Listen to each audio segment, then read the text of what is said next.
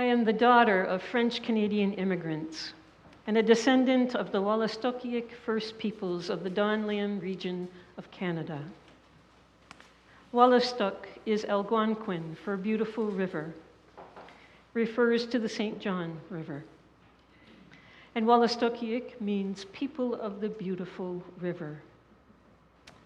My name, Beau Rivers, reflects my mixed heritage.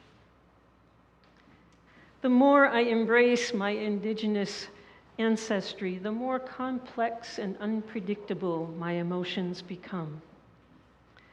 For instance, when I virtually attended General Assembly in 2021 and heard the Symphonic Pops Orchestra perform My Country 'Tis of Thee as the prelude to the opening ceremony, I was incensed. As a first-generation American whose parents came from an agrarian society, an orchestra epitomizes to me the classical music of white culture. I could not fathom why, after 5 years of transformational work to dismantle structures of oppression, the UUA had chosen an orchestra to perform a patriotic song that celebrated our freedom at the expense of Indigenous peoples. Sweet land of liberty, wrought by land theft, genocide, and slavery. No matter how mournfully the anthem was played, or how the music stopped at the word liberty, I felt hurt and betrayed by the UUA. Whose liberty were we celebrating? My Norwegian friend who was watching the ceremony with me did not feel the same way. She was deeply moved by the apologetic rendition, which I think was the point. When I had to leave the room to regain my composure, she kindly and thankfully lowered the volume so I didn't have to continue listening to it. Such an emotionally intense response tells me I have more work to do in resolving the conflict between my native and American identity. Part of my process to address that disparity was to read Roxanne Dunbar Ortiz's work, An Indigenous People's History of the United States. Dunbar Ortiz is a writer, teacher, historian, and social activist. Her mother was part Cherokee, and her father was a Scots-Irish settler. She grew up on the reservations of the South Cheyenne and Arapaho nations near an Indian boarding school. In her book, she examines the colonial myths about Indigenous peoples, describes the sophisticated evolution of Indigenous civilization prior to the arrival of Europeans, and reveals the hard truths about the founding of our nation. Among the myths perpetuated by white culture about Indigenous peoples is that North America was a land without people when it was discovered by Europeans. Historians and archaeologists, however, estimate the population of North America at that time was twice that of all Europe. Another myth is America was discovered by Christopher Columbus, when Columbus never actually set foot on American soil. He discovered the Caribbean islands and a small part of Central America. Yet our nation's capital, the District of Columbia, bears his name. A national holiday was established in his honor, and Hail Columbia is sung whenever the Vice President of the United States makes a public appearance. Other myths characterize the frontier as a place of peaceful cultural exchange. While this may have occurred in some instances, the Western frontier was actually a 300-year state-sanctioned war zone that utilized germ warfare, genocidal migration, starvation, scorched earth incursions, land theft, and boarding schools to eliminate indigenous culture and indigenous peoples from the land and make way for Anglo-European settlers. According to archaeologists, human beings have been around for 4 million years. Agricultural practices emerged approximately 12,000 years ago in 7 locations. 3 of those locations were South America, Central America, and North America. Dunbar-Ortiz notes, when other advanced human civilizations started to domesticate animals, the American Indian developed a form of animal husbandry and land management instead. And did you know it was Mayan women in Central America who were the first agriculturalists to domesticate wild plants and invent corn? Women.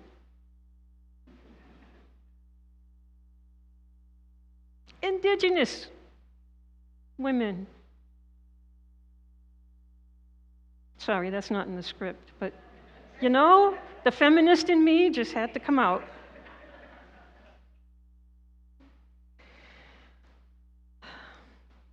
There's no evidence of corn on any other continent prior to the arrival of Columbus. The cultivation of corn and other crops spread from the Mayans to North America. Corn, however, does not grow wild. It requires human care. Indigenous peoples, now listen carefully, indigenous peoples designed and constructed complex irrigation systems of 800-mile trunk lines, irrigation trunk lines, and 100-mile branch lines to water 10,000 acres of crops. Each canal was lined with clay to make it leak-proof and measured 70 to 80 feet wide and 20 feet deep. Trade centers emerged and 30-foot wide roads were constructed, not towpaths or horse trails. Those roads connected 75 communities. Iroquois villages were surrounded by 6 square miles of cornfields. Corn was stored in granaries and distributed equitably. Herds of bison roamed freely from present-day New York to Georgia. To attract the bison further east, indigenous peoples used fire to clear the land and encourage the growth of grasslands to provide a path of food for the bison to survive as they migrated to the east.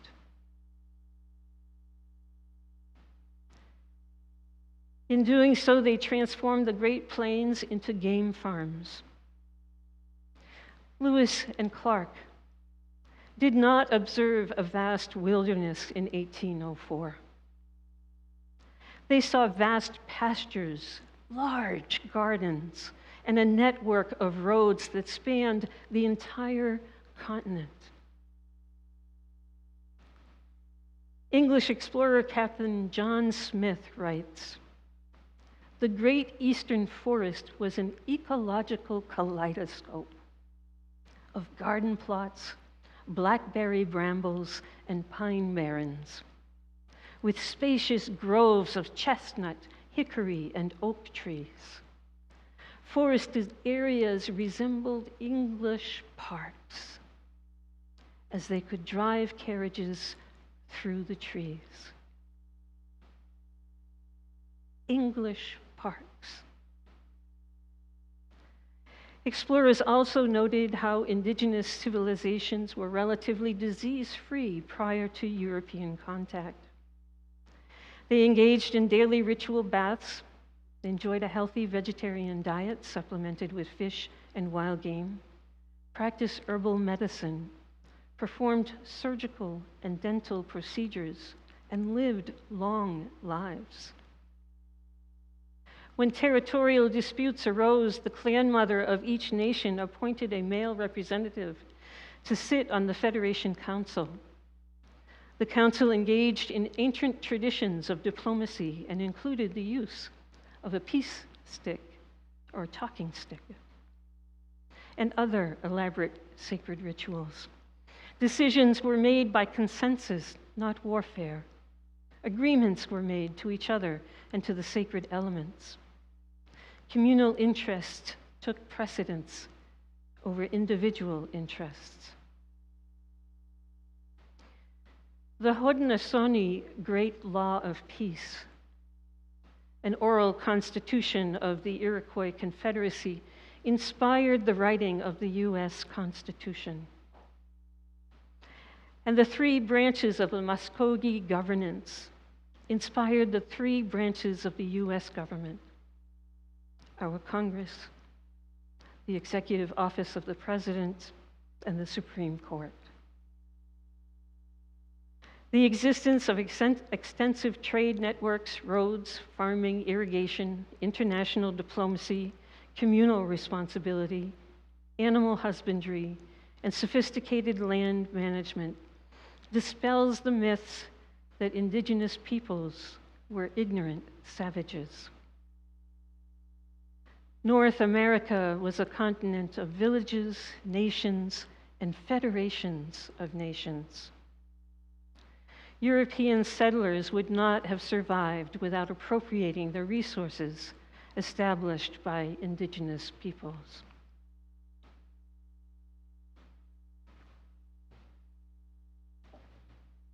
According to Dunbar-Ortiz's research, Anglo-American settlers identified indigenous peoples as children of Satan and servants of the devil who deserved to be killed. This thinking originated in Europe during the religious crusades, a series of wars between Christian and Muslim nations that resulted in the slaughter or expulsion of Jews and Muslims from the Iberian Peninsula. And the purpose of those wars was to gain control of Muslim trade routes to the Far East. British colonialism in Ireland also played a major role in establishing genocide as an effective military strategy in North America. After the military occupation of Ireland, Britain outlawed the Irish social system. Clans were exterminated, and bounties were paid for the scalps of Irishmen. This is where that practice originated.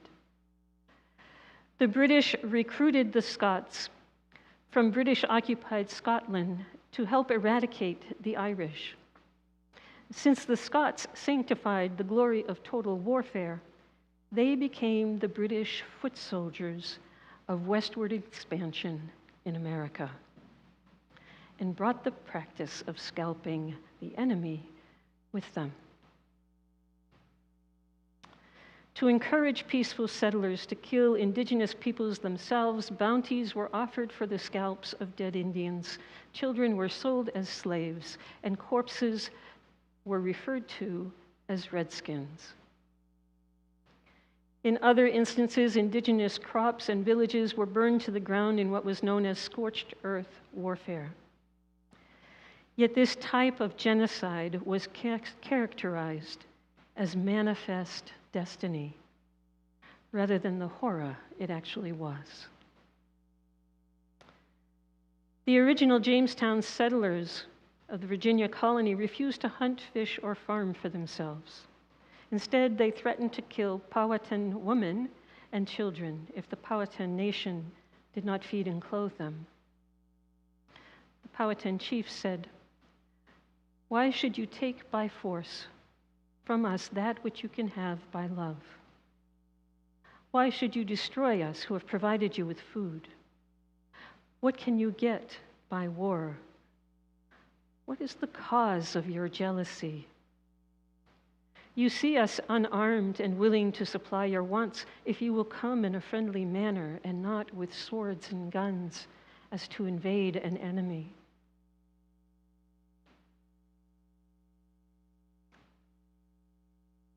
When there was an outbreak of smallpox in the Plymouth colony, colonists discovered indigenous peoples were particularly vulnerable to European disease and utilized germ warfare to decimate the Pequot Nation. This strategy was also used against the Cherokee Nation. In 1676, a group of frontiersmen formed the first ranger unit in the United States to go on a search and destroy mission against our indigenous siblings right here in Massachusetts, the Wampanoag.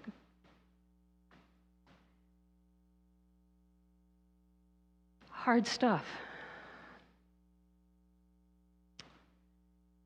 The history of the United States is founded on the acquisition of indigenous land. The national treasury was built on the sale of confiscated land. The Land Ordinance of 1785 authorized the auction of indigenous land to the highest bidder.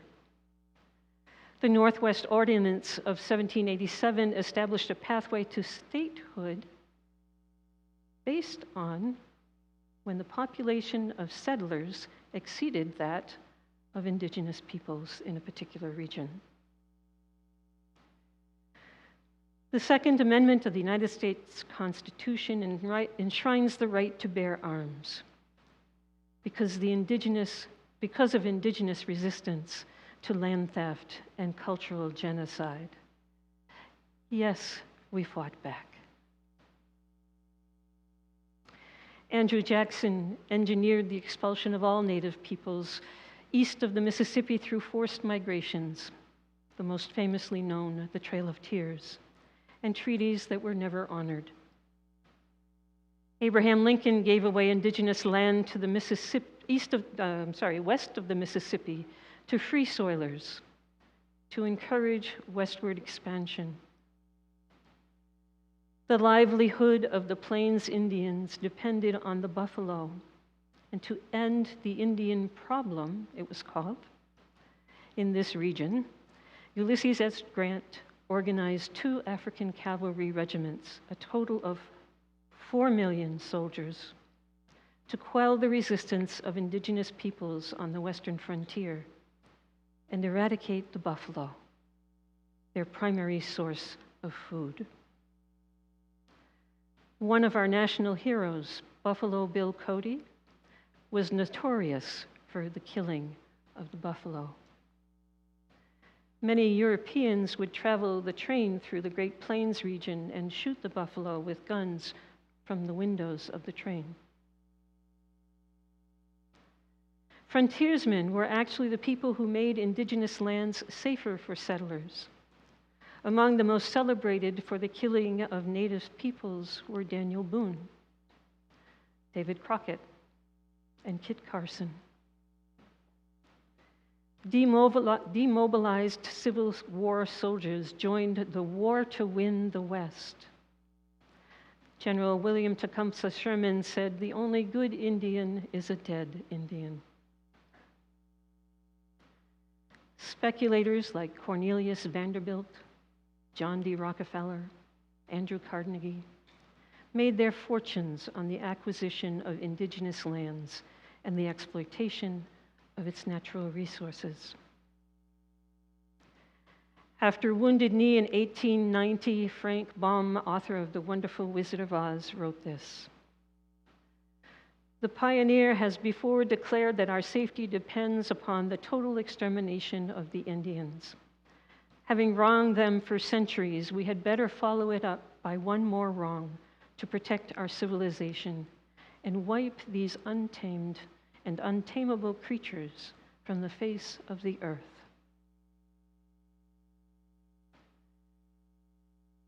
Dehumanization is not an unfamiliar military strategy.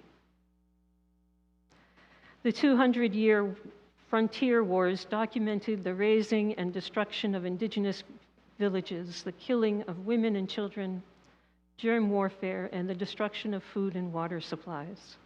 Yet James Fenimore Cooper, author of The Last of the Mohicans, depicts the last Mohican handing over the North American continent to his non-native adopted son. It is a work of pure fiction that fails to capture the truth of settler colonialism and the resilience of indigenous peoples in North America.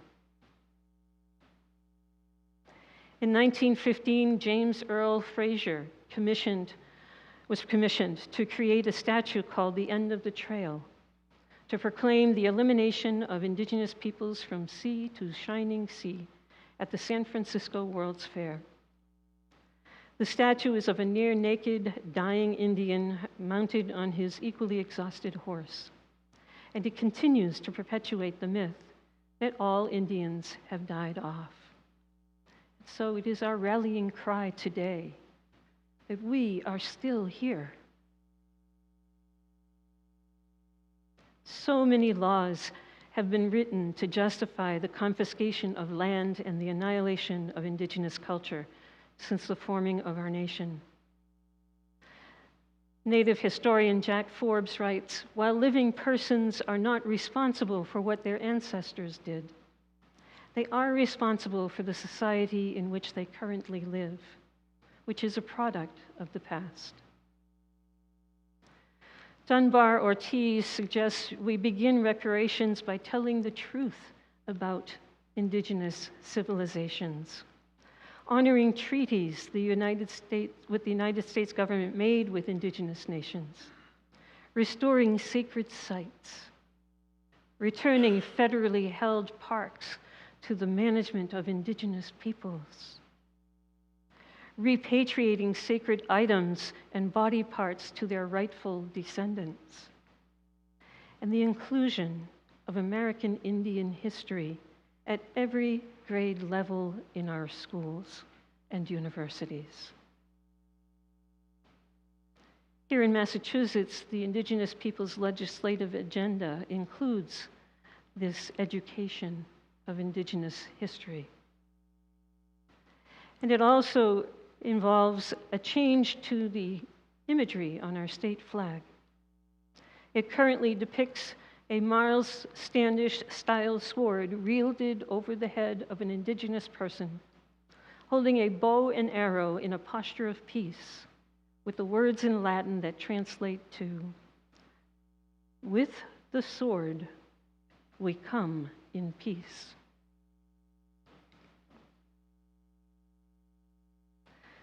Willie Johns, representative of the Brighton Seminole Reservation in Florida, has said, "We indigenous peoples are here to educate, not forgive.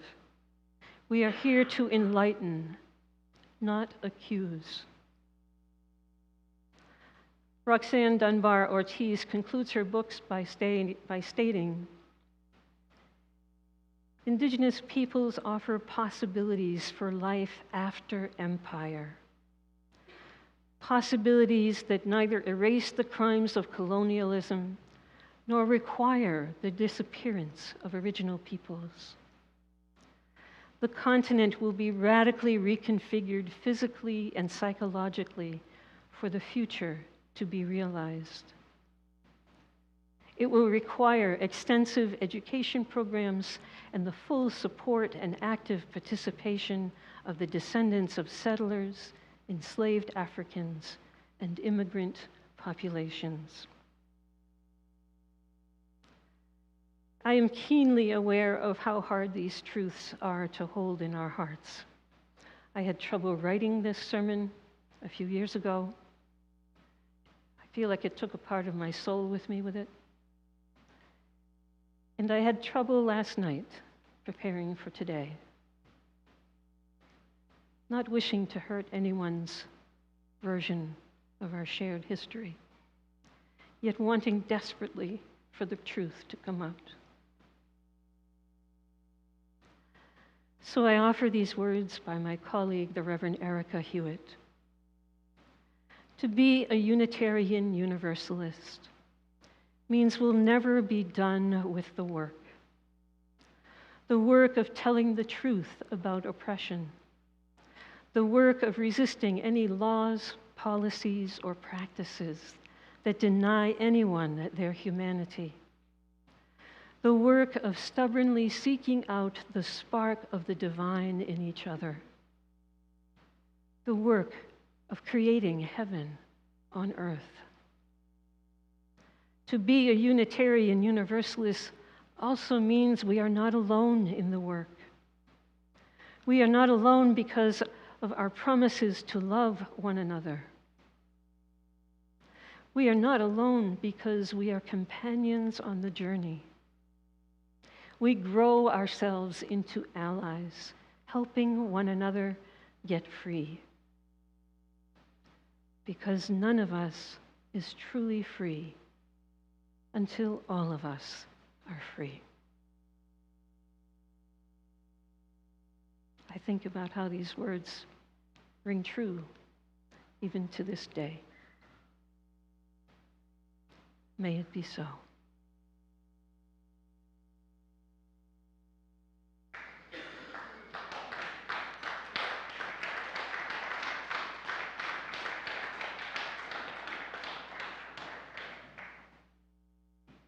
Thank you.